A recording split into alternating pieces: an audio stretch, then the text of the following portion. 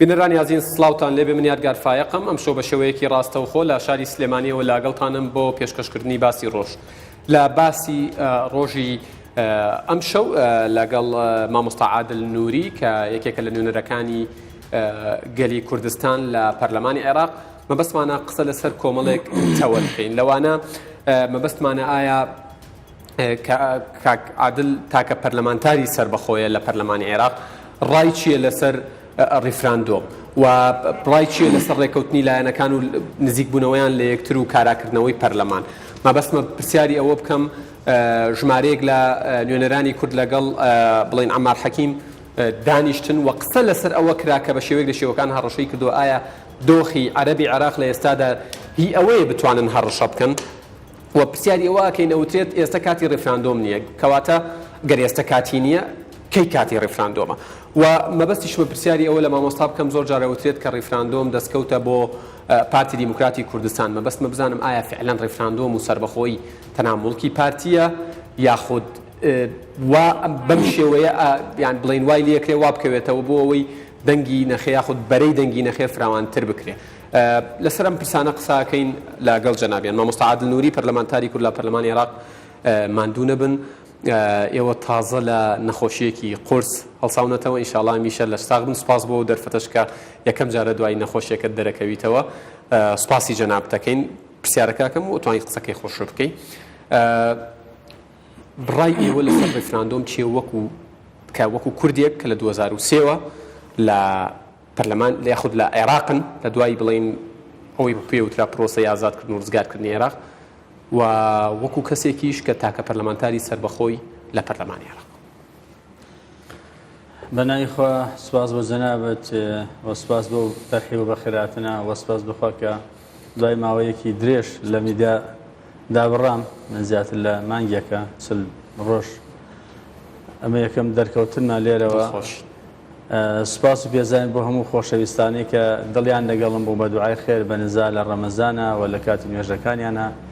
و بە نامە و بە تەلەفۆن و ئەوە ئەگەر دەرفەتیش نەبوو بێ زۆر سوپاسیان ئەەکەم ڕەنگە لای لە دەرکەوتنەکار حەریز بووم لەگەڵ جەناب بدەرکەوم بۆی لە شاشەکەەوە ئەوانش ئێتمینان و دڵخۆشیێکیان بۆ دروست بێ ببینین باسەکە باسێکی قورسە ئالۆزە سەختە و زیاتر بڵێن ئالۆزتریش کراوە ڕیفراندۆم ناسن نیە پێناسە تەبیعی هەموو کەس هەموو تاکی کورد ئەزانی ڕیفراندۆم بۆ چییە ڕیفراندۆم ئامانج نییە وەسیلەیەکە هۆکارێکە بۆی بگەینە ئامانجێکە سەربەخۆیی تاکی کوردە ئازادی کوردە ئەو هەمە لە ڕابردووە ئەو هەم مێشکەمان پژاوە ئەو خوێنەمان ڕژاوە ئەو هەمە خەڵکەمان بە شەهید بوون و بە ئەنفال بوون و ئاوارە بوون کە ئێمە خۆمان 4 ساڵ نزیکی لە ئەهوارەکانی ناسرێ وە خەڵکێکی زۆر بەهۆی کوردایەتیوە لە حەفتاکانە تعریب و تەرحیل و تەبعیز کران ئیقامە جەبرێ بووین هەر لە مناڵیوە لە حەفتاکانەوە ئێمە بازی کوردایەتی بازی ئەومانداوە هیچ ماڵێکی کورد و هیچ تاکێکی کورد نییە لە ڕابردووە بە ئێستاشەوە بازی ئەوەمان نەدابێ سەربەخۆبوون ئەلبەت کەس هیچ شەریعەتێکی ئاسمانی و یاسایەکی نێودەوڵەتی وەیز دەنگێکی ئازا و ئازاد و مۆنسب لەم دنیا ناتوانێت بڵێ هیچ میلەتێک بە ئازاد نەبێ با سەربەخۆ نەبێ و ئێمە لەبەر بەداخەوە لەبەر ئەو زوروفە بارودۆخە ناوخۆی و دەرەکیانی لە ساڵانی ڕابردوو ڕەنگە سەدان ساڵ بێ ئێمەش ڕەنگە کۆک نەبوو بین ئەو دەرەنجامی لەکەوتۆتەوە ئێستا بارودۆخ و زروفێکی نێودەوڵەتی ئیقلیمی لەبارە بۆ ئەوەی ئەو کاتە ئەگەر دوان نەکەوت بین زوو نییە جەنابەت بمبورە ینی ئەوتێ قسەی لەسەرەوە مەبەسمە ینی لە کۆتا قسەی خۆتەوە ئەوتێ دۆخی ناوخۆی و هەرێمایەتی و جیهانیش نێودەوڵەتیش لە ساڵحی سەربەخۆیی و ڕیفراندۆمە نێ وایە من ئەڵێم تەبیعی ئێمە دواکەوتوین نەک پێش بکەوین ینی ئەبوو ئێمە زۆر دواکەوتوین لەوایەکەیتی ئەکسپایر ببێ ینی ڕیفراندۆمی ئێمە بۆ ڕسەربەخۆیە ئەو هەرو دەرفەتەی کە لە دوای پرۆسەی ئازادی و 2091ەوە تەبەن سەری هەڵدا لە 2003 بە ئامانجی گرت ینی سەریگرت ئەبوو ئێمە لە 2003 ئەمەمان کردە زۆر بەداخەوە و من لێرەوە زۆر ڕاشکاونە زۆر جەریانە ئەوە ئەخەمە ئەستوی هەردوو پارتی فەرمانڕەوا لە کوردستانە پارتی یەکێتی زۆر خەمسارد بوون زۆر کەم تەرخە من ئەبێ تحملی ئەو دواکەوتنە بکەن کە بوو لە 2003 عێراقێکی هەڵوەشاوە جێشێکی هەڵوەشاو داریان بەسەر بەردەوە نەبوو کۆمەڵی ئەم کەسایەتیانە کە ئێستا هەڕەشە لە ئێمەکەن بە کاکە عەمار و بە کاکە نازانم چێوە یەکی جانتاشیان پێ نەبوو کاتنەوە لە وتێلەکانی دەرەوە هاتن لە کاتێکا ئێمە خاوەنی سەدان یا هەزاران کیلۆمەتری خاکی ئازاد بووین لە کوردستانە و ساڵانی ڕابردوو 100 ساڵی ڕابردوو هەر لە شۆڕشی شێخ محەموودەوە ئەوان خاوەنی بستێک خاک نەبوون قواتی بەدرو ئەوانە هەمووی لە دەربەنی خان و ئەو منتیقانە بوون لە پێواز و لە مەیدان بوون ئێمە جێگەمان کردبوونەوە لە هەشتاکانە لە مەقڕەکانی حیزب الدعوە لە قەراغ و لە خۆپی قەراغ بوون کاتیان فارج بەسەر ئێمە هات و لە ڕێگەی ئێمەوە نەبووانیان توانی سنووری عێراقیش بین ئێستا بوون بە خاوەنی عێراق و ڕەشە لە ئێمەکەنەوە بۆیە من ئەڵێم پارتویەکێتی ئەبێت تەحملی ئەو دواکەوتنە بکەن هەردووچیان ئەوە لە 2003 ئەو ظروفە نێودەوڵەتیە بقۆزرایەتە چونکە تحالفی نێودەوڵەتی CPA ئەو کات زۆر پێویستیان بە ئێمە بوو هەمووەکو گوزەرێک لە ئێمە گوزەر بکەن بۆ عێراق لە کاتی جەنگەکە و دوجاریش تاکە پێکهاتە کە منەظەم بووین کە ڕێکخراو بووین کە پێشمەرگەمان هەبوو کە دوو جاهتی دوو حکومەتیشەوە وەداخەوە بەڵام لە هەموو حاڵەتێکە دامودەستگایەکمان هەبوو شتێکمان هەبوو ئێمە بووین ئێمە هەر بڕیارێکمان باە ئەو کات CPA بە تەئکید ینی تێکی نەئەدا لە خۆی چونکە پێویستی بە ئێمە بوو عێراقێکی لەسەر یەک باشی بەنسبەت واقعی حاڵی ئێستاوە ئەو بۆیە ئەڵێم ئەمە ئەو بڵێم ئێمە دواکەوتون لە ڕیفراندۆم دواکەوتون لەسەر بەخۆی دواکەوتون لە بڕیاردان ئێستا بیکەین ئەمە بە قەزای هێڕینەوە هێشتا ناچێتە سەرخۆل بۆیە من ئەڵێم بە تەسەوری من ئەمە دوا دەرفەتە ئەمە ڕێکلام نییە بۆ کەس من خۆم خاوەنی تەوەجوی خۆمم و خۆش جنابش باست کرد خاوەنی قسەی خۆم و خاوەنی بیرو بۆچوون و ڕوئیای خۆم ئەو پرسیارانەی تر کە جەنابەت هاتیتە سەری ئایا ئەمە دەستکەوتە بۆیە ڕەنگە لە هەندێک بچینە سەر ئەوە مەبەستمە ینی جەنابەت لە 2003 و پێشتریش بەرکەوتنت لەگەڵ عەرەبی عێراق و بەرپرسان هەبووە لەگەڵ عەرەباژی باش لە ئێستایە کورد ئەبێت چی بکات سەرکردایەتی سیاسی کورد ئەبێت چی بکات لە مامەڵەکردن لەگەڵ عێراق و چ خوێندنەوەیەکتان هەیە بۆ ئەوەی کە کورد سوورە لەسەر ڕیفراندۆم و چۆن مامەڵە لەگەڵ بڵێن بەرپرسانی باڵای عێراق بکرێت بەو حکمی ئەومە تەجروبە لەگەڵ عەرەبەکانەوە ڕەفیق هاوڵە کوردەکانیشم ئەزانن یعنی علاقاتم لەگەڵ هەموویە باشە بەڵام سازش لەسەر یەک هەڵوێست ناکەم بە حکمی ئەو تەجروبە زۆرم لەگەڵ عەرەباوە لە تاریخی عەرەباوە مێژووی عەرەباوە بە تایبەت عێراقیەکان من ئەم ڕستەم دەستکەوتووە نابێ ئێمە پرس بە عەرەب بکەین بڵێن ئەمە بکەین یان نەکەین ئەبێ لێرە و بە بڕیار و بڵی کاکە ئەوە ئێمە ئەوە ئەکەین وەرن بامی کانیزی بۆ دابنێن باش عەرەب کێ تا پرسی بکەین ماڵی شیعەیە لە یەک ترازاون لە حیزبەکەی حیزبی دەعوە کە بەقووەترین حیزب بوو لە ئاستی عێراق حیزبی شیعی بوو ئەوە جەناحی مالکی و عەبادی هەیە خوان ناجۆرن لە بین خوان ڕێکنین چۆن من ڕێکم لەگەڵی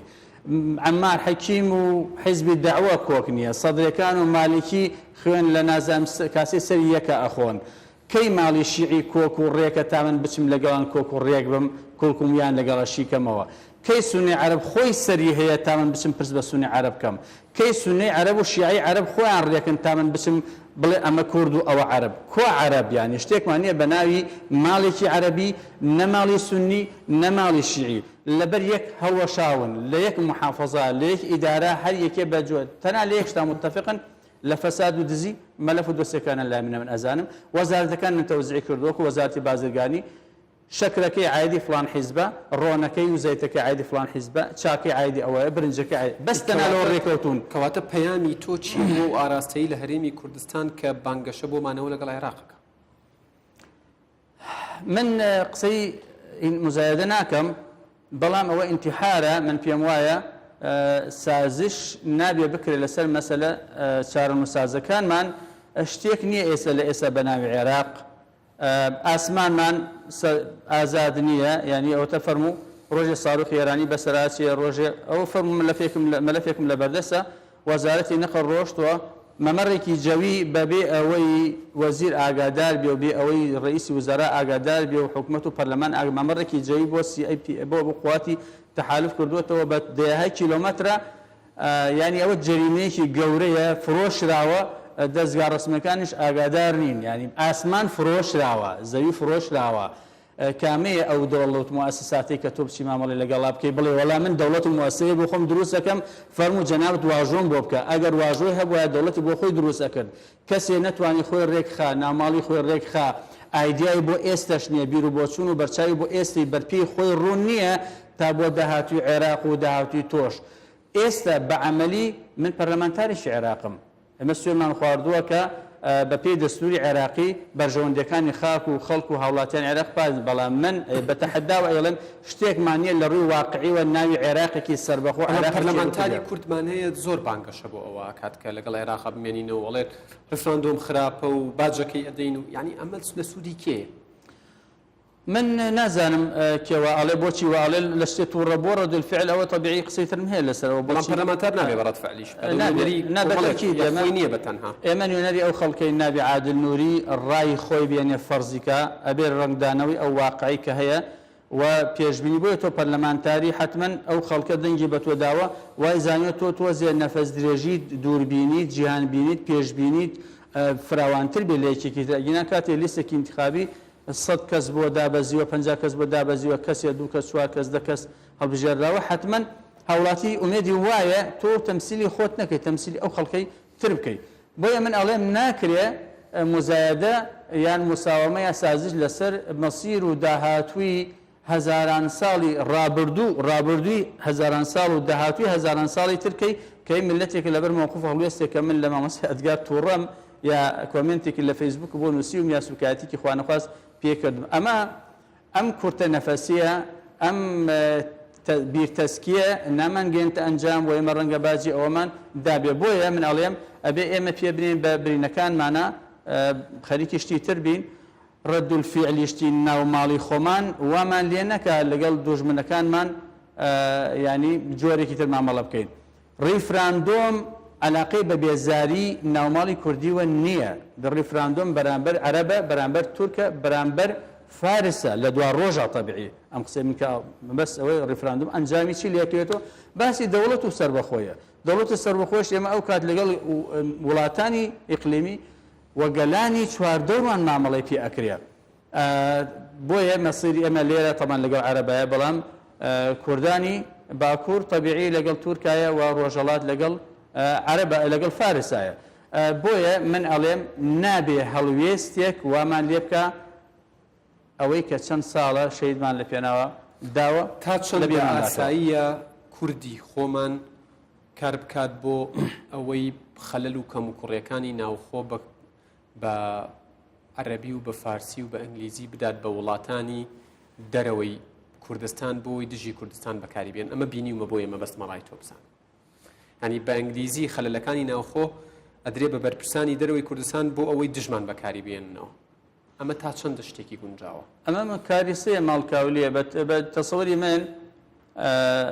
ئەبێ ئێمە شتێکمان هەیە بە ناوی هێڵی سوور نیمانە تا ئێستا بەداخەوە لە وڵاتانە لە دەستوری وڵاتەمە هێشتا دەستورمان نییە طبیعی لە ساڵی 92ەوە شتێکمان هەیە بە ناوی خەریکە بڵێن نیمچە دەوڵەتێکین هێڵی سوورمانە. من پرسیار لە مامۆستا یادگارەکەم تۆ لە خێزانەکەی خۆتە هێڵی سوور تێ بۆ مناڵەکانت، یعنی مناڵ ئەزانی ئەگەر ئەمە بکە ئەوە قەتعاً قابلی قبوڵ نییە لە باوکیەوە لە دایکەوە هێڵی سوور. من پرسیارەکەم هێڵی سووری ئەمە چیە لە کوردستان؟ ئەگەر چی بکە هێڵی سوورە؟ وڵاتانمان هێنایە ناو خاکی کوردستان هێڵی سوور نەبوو، هەرچی شتی کوردستانە ئاودیومان کرد هێڵی سوور نەبوو، پەرلەمانمان خسە ژێر سمکۆڵانی دەبابە و دوژمنەوە هێڵی سوور نەبوو، خەڵکمان هێنایە سەر پەکەکە کە هاوڵاتی کوردن لە کوردستانی ئێمان هێڵی سوور نەبوو، خۆمانیان دا بە گژیەکە خوێنی کوردمان حەڵال کرد، ئەوەنەی لە بینی لە نێوان شەڕی ناوخۆ لە بینی خۆمانە کوژراوە شەید بووە، ئەوەنە دوژمنەکانمان لێ شەید نەکردن هێڵی سوور. بەرامبەر پرسە استراتیژیە گرنگەکان ئەبێ سانسۆر هەبێ بەتەکید. ئەگەر خوێنی کورد حەزبی نەوتوانانی و باسی هەوڵات دێم بەتەوەیکەم خوێنی کورد حرام نەبێ و هێڵی سوور نەبێ. خاکی کوردستان کە ئەومە خەڵکەمان لە پێناوەدا بە شەید بوون هێڵی سوور نەبێ، داهاتوو هێڵی سوور نەبێ، ڕابرد و فرۆشتن هێڵی سوور نەبێ، ژیان و ژێواری خەڵک هێڵی سوور نەبێ. چی هێڵی سوورە؟ من قسەم لەسەر حیزبەکان نییە، هاوڵاتی منی هاوڵاتی بۆ ئەمە قبوڵەکەم. من ئێستا مەسەلە من وەکو هاوڵاتیەک قبول منی حیزبەکەی خۆشم ئەو هێڵانەی لای من هێڵی سوورە بیبەزیانێت یانی لەبەر لای هاوڵاتی کورد با من سەر بە هەر حیزب بیر و بۆچوونێکیش بم کاتێ حیزبەکەم هێڵە سوورەکان هەمووی ئەبەزیێنەیە چۆنە بێ قبولی کەمیانی هەر لەبەر ئەوەی کەم یەک و بۆ یاخی کرابم ئیتەتاعوڕە بێ بۆ یاخە بم ئەمە خاڵێکی کوشندەیە ئەبێ ئێمە لە ئێستەوە بزانین هاوڵاتیانی ئێمە بزانێت کامەیە هێڵی سووری ئێمە یعنی ئێمە یاری بە ئاگر بکەین تا یعنی لەسەر چی کۆک بین ئێمە لە ناوخۆی کوردستانە ئێمە لەسەر چی کۆکین تا بچین لەگەڵ عەرەبەکانیشە کۆک بین لەگەڵ باش مامۆستا عادل بەنسبەت ئەو وتانی عەمار حەکیمەوە جەنابەت پەرلەمانتاری عێراق و حتمما لە نزیکەوە ئاگاد لەو پرسانەیە و ڕەنگە گوێشت لێ بوو بێت ئەوانەی عەمار حەکیم بە پەرلەمانتارە کوردەکانی وت هەڕەشە بوون بۆ کورد و ئەکرێ ئێمە قبوڵی بکەین یا هەڕەشە لەوان قبول بکرێت وەکو پەرلەمانتار و نوێنەرێکی کورد لە بەغداد وەڵامت چییە؟ عەمار حەکیم لە 2003ەوە لەگەڵی ژیاوم ئەو کات لەگەڵ باوکی ئاهات ئەو کات باوکی عەبدولعەزیز حەکیم ئەو لە مەجلیس حوکمی عێراقی مشکی لە یاریدەرەکانی من لە یاریدەری بەجانبی مامۆستا سەلاحەدین بووم ئامادەبوونی جەلسەکان ئەو لەو کاتەوە عەمار ئەناسم و حیزبەکەشی ئەناسم و ڕەنگە هیچ ئەندام پەرلەمانێک وەکو ئەوە من دەرفەتی ناسینی عەرەبی هەم عەرەبی شیعە هەم عەرەبی سونی بۆ نەڕەخساوێ بۆ ئەم قسانەیەکەم بەجددی لە هەڵقوڵاوی یعنی 13 ساڵ و 3 مانگ ئەزمونە ئەگەر تۆ بە 13 ساڵ و 3 مانگ ئەزمون ینی خەڵکێک نەناسی نایناسیتەوە عەمار حەکیم جارێ خۆی نەخۆی نە حیزبەکەی لە ئاستیەکانی هەڕەشە لە کەسکە دەیها مەلەفی عەمار حەکیم لای منە عەمار حەکیم دەستی گرتووە بە هاترین و بە نرخترین ناوچەی کەڕادە بە دەیها دووەنم مەلەفەکانی لای منە مەلەفی عقارات و ئەو محاولەی اختیال وشتانیش کە لە ڕێگەی مەتار کردمان هەر لەبەر ئەوە بوو و ئێساش من ئەو طبعا شتی انتصاری نەفەس نییە بەڵام چەند جار هاتون سازشیان لەگەڵا بکەم کاکە چیت ئەوێ بەستەنام مەلەفەکە شکاتم لێکردون لە قەزا بیکێشەوە بە زەختی حیزبیشەوە بە کەسایەتی زۆریشیان تەکلیف کرد هەر لە ناو پەرلەمان لە فراکسیۆنەکان بەڵام سازشم لەگەڵ نەکردووە ئەوان لە وەزعەکان نین هەڕەشە لە کەسکەن بەمەرجێ ئێمە بتوانین دۆسیەکان بەکاربێن ئەوان دۆسی خاڵی زۆف و لاوازیان زۆر زۆرە ئێمە ئەتوانین خۆت بە دادگا ئەوانە وا لێ بکەن نەک دادگا عێراقی دادگای دەوڵاتیش تیمێک ئێستا هەن لە عێراقا ڕەنگە میدیا زۆر تەرکیز نەخس بەسەر ئێمە ئیشیان لەگەڵاکەین لە داهاتوە چەند مانگی داهاتوە ئەبینین چی ڕوئەدا بە قووەترین چەک دژی ئەو فاسدانە بەکاربێ ئێمە بتوان بەکاری بێنین دۆسیە و مەلەفی گەندەڵەیە ئەوەی کە لە مرکزی قەرارایە ئێمە ئەتوانین ئەوانە دەنگیان خەفەکەین و ئەتوانین کەناریان خەین نەک بە زەختی سیاسی کەواتە نابێ کورد گویان پێ بات نابێ کورد گویان پێم من هەوڵانم خۆشەویستان لە ئەندامانی پەرلەمان دڵنیا ئەکەمەوە ئەوانە لە وەزعەکانی هەڕەشە بکەن هەڕەشە لێگەڕن بۆ ئێمە کاکە عەمار حەکیم لێگەڕن بۆ من باش بەڵام ئەوەی کە جەنابەت و بەداخەوە من لە بەوەی ئەم وەزعەمەوە لە ئەو دانیشتە نەبووم بەس یەک ملاحەزم هەبوو ئەوەی کە لە دوورەوە توانی بێتە متابعەم کردبێ ڕۆشتنەکە طبیعی لەگەڵ ڕێز و خۆشەویستم بۆ یەک بەیەکی ئەو سەرک فراکسیۆنەکان و تەواوی ئەندامان خۆ دەزانم عەلاقم لەگەڵ هەمویان خۆشە چونکە یەک شت ئێمە کۆکاتۆلێنە کوردبوون و کوردستانی بوون و ئیتر ئەوی تر لە فڕۆکەخانەکان من خۆم بۆ خۆم لە فڕۆکەخانە ئینتیمای تر جێیەڵم لە بەغا کوردایەتی و کوردستانی بوون کوردبوون کوردستانی بوون من ئەڵێ ئەو پرسەی بۆ ڕۆشتن دەعوەت کرابوون یاخوان ڕۆشتن نازانم ینی دەعوەت کرابوون بۆیان ڕێکخرابوو کە بێن یان خوان ڕۆشتن ئەو پرسەی بۆ ڕۆشتن پرسێکی زۆر گەورە نەبوو لە کاتێک ئەمە پرسی ڕێفراندۆم شتی ترمان هەیە ئەگەر ئەمە بە نوێنەراتی کوردستان بڕۆین ینی تەبیعی مەقسان لەگەڵا بکەن بەڵام ئەوی باسی کوردی فەیلی و بەغەوانە کاکە مەترسن لە کوردی فەیلی من چا کوردی فەیلی ناسم لە بەغەهاش ئەژیم سەوتی کوردی فەیلی زۆربەی زۆری لەگەڵ ڕێز و خۆشەویستان بۆ ئینتیما بۆ ئەوانەیە کە ئینتیمای قەومیان هەیە کەمێک لە کوردی فەیلی ئینتیمای قەومی هەیە لە ساڵی 2000 و هەڵبژاردنەکانی 2005 و پێم وایە پارێکی زۆر زەخمە و کات تەحالیف کوردستانی دابەزی ئێمەش لە زمانیانەوە پارێکی زۆر بە سەدەها دەفتەر دۆلار سەرف کرا ئەو زەمین 200,000 دەنگمانیانە ئەوشی ئەو کوردستانە بوون کە لێوە یەک ئەندامی کورد لە 2005 هەڵبژاردن ئەکرێ یەک ئەندامی کورد لەسەر هیچ لێستێکی کوردستانی لە بەغا بۆ ئێمە دەرنەچووە کە سەدان هەزار کوردی تیا زیاتر لە ملیۆن باسی ملیۆن و بەسەرەکەن هەمووی دەنگیان بۆ لیستە شیعەکانە خۆیان لیستە شیعەکان نایەڵن ئەو زوڵم و زۆرە بکرێت ئێمە کێشەی ترمان هەیە لەم کاتانە وە کاتێک تۆ باس و خواسێکی واکەی عەمار حەکیم ئەگەر تەجاوزی ئەوە بکە قسەی ترکە خۆ تەبیعی ئەبێ ڕای بگیرێ ئێتە من طبعا لەبەر لە جەلسەکان نەبووم ناکرێ مەسەڵەن چونکە دوو ڕاهەیە ئێستا ڕایەکەی ئەڵێ هەڕەشەی کردووە ڕای ئەڵێ هەڕەشەی نەکردووە بەڵام بەهەرحاڵ ئەمە هەر کامیان بێ و ئەزانم ئێمە ئەمانتوانی سەنگینتر قورستر ئەدای ڕیسالەی خۆوان بکردایە ئەو کاتوە لە سەرۆکاتی هەرێمەوە ئەکرا مەسەن ڕیسالێ بە عەرەب بدرایە کاکە ئەو کوردانی کە لە بەغدان هێڵی سوورن خوێنی ئەوانە لە پەرلەمانی کوردستان و با پەرلەمانیش نەبێ بەس ئێمە ئەتوانی نووسراومان هەبێ سەرۆکی پەرلەمان هەیە هیچ کەسێک نییە بڵێ سەرۆکی پەرلەمان شەرعی نییە سەرۆکی پەرلەمان ئەگەر ممارەسە و مزاوەری ئیشەکانی خۆشی نەکا سەرۆکی پەرلەمانە هەڵبژێراوی خەڵکی کوردستانە لا يزال ئەتوانێ قسە بکە مخاطبات بکە ئەوە نیە ئەچێتە دەرەوە ئەوە نیە مەسەلەن شتی ترەکە لەبەر ئێمە ئەمانتوانی بە شێوە لە شێوەزەکانی تر ئەو ڕیسالە بدەین کاڕەشە لە کوردی فەیلی یا کوردەکانی خارجی سنووری کوردستان مەکەن ئەمە ئەوە چۆن ڕۆشتن نازانم تەبەن معلومات لەو بارەوە مەمساد سێ پرسیارم ماوە ئەگەر بکرێت بە کورت و پوختی وەڵام بێتەوە شکە وردە لە کۆتایی نزیکە بینەوە ئەوتری ئێستا کاتی ڕیفراندۆم نییە ئەیکەی کاتێکی ئەرزم کردی ڕاستەکە کاتەکە خەریکە بەسەر ئەچیە یعنی ئەمە ئەو کات یەک بۆ شایەتی مێژوو ڕۆژێک بزەبت بڕوارەکەم نووسیوە لایخم بەس یادم نییە چ ڕۆژێک بوو من لە پەرلەمان لە مەجلیسی حکمی عێراقی بووم جەنابی کاک نەوشیروان بە ڕەحمەت بێ لێ بوو کاک دکتۆر ڕۆژ نووری شاوەس لێ بوو هەر سێ بەڕێزان مام جەلال نەهاتبوو مام سەلاحدین نەهاتبوو و کاک مەسعودیش نەهاتبوو ئەوان لێ بووایان باسی کەرکووک بوو من لە جیاتی مام سەلاحدین لێ بووم کاک ڕۆژ لە جیاتی جەنابی کاک مەسعود جەنابی کاک نەوشیروان جیاتی جەنابی مام جەلال چونکە ئەو لێ بوو ئەمە شاید ڕەنگە ئێستا کاک ڕۆژ ماوە کاک نەوشیروان بە ڕەحمەت نەماوە باسی کەرکووک بوو باسی کاتت کرد جەنابەت یانی عربەکان قسەی زۆریان کرد بە زوونزم کاتی نییە و ئێمە عێراق و ئەو شتان ئەوە ئەتا قسە دروست بوو جەنابی کاک نەوشیروان بە ڕەحمەت زۆر تووڕە بوو یعنی تووڕەبوونێکی من ئەوە یەکەم جارم بوو ئەو پیاوا بناسم وەکو مفەکر و وەکو بیرمەندێک وەکو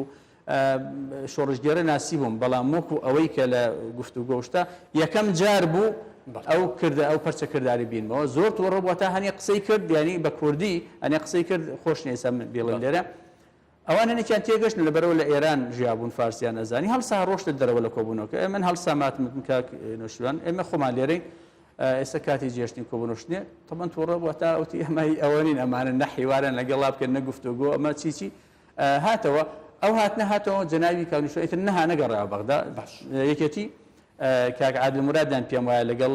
لە جیاتی ئەودانا لە جیاتی مام جەلال بوو لە کۆبوونەوەکە ئەو کات وتیان ئێمە کاتی ئەوە نێ باسی هیچ کەن ینی باسی فیدراڵێت بوو باسی کەرکووک بوو عەرەب کاتێک کە زۆر لاواز بێ ئەڵێمە کاتی نییە کاتێ بەهێز بێ دەوابەکانمان ڕوتی ئەەکەن ئەڵێن دەی ئەگەر لاواسن بۆ کاتێ باسی مووسڵ تەواو نەبوو بەیانۆ کە مووسڵمان بەدەستە کاتی نییە کە مووسڵ تەواو خەیس خەزالیمان بینی ڕۆژی جومعە چۆن ڕەشە لە ئێمە کرد کاتێ بەهێزن بەهێز قسەمان لەگەڵاکن هەڕەشەمان لێکن کاتێ بەهێزن ئەی کچ کاتی ئەوتێ پرسەکەش جدیە بۆیە ئاوا زۆر بە کورتی لە 25 نۆ مامۆستا عادل نووری دەنگی بۆ ڕیفراندۆمی سەربەخۆی بە بەڵێ یاخود بەنەخێر بە تەکید بە بەڵێ و هەموو چواردەورانی منیش ئەبێ بە بەڵێ دەنگ بدەن چونکە ئەمە باسی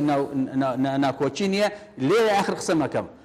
ئەو چونکە پرسیارەکە دووبارە نەکردەوە لە بیدایەتەوە وتە ئەگەمە بۆیە خەڵک حساسیەتی ئەڵێ سەرکردنەوە پارتی ئەڵێم زۆر بەعکسەوە ئەگەر پارتی دیموکراتی کوردستان ئەمە مەسئولیەتێکی مێژووە لەسەر شانی ئەگەر نەتوانێت قەنەعات بە هەموو خەڵک بکە دەنگ بە بەڵێ بدەن شکستێکی زۆر گەورەی بە پارتی نەک سەرکەوتن بە حکم مەسئولیەتوانێزانی کە هەمووان ڕازی بکەن و بێنن پارتی ئەبێ بارودۆخەکە چاکە موچە چاکە بین نێوانی حیزبەکان چاکە بەرەو ڕیفراندۆم ئەو خەڵکە بەرێەوە بە بەڵێژ دەنگ بێن ئەگینا شکستێکی مێژووی بە پارتی دیموکراتی کوردستان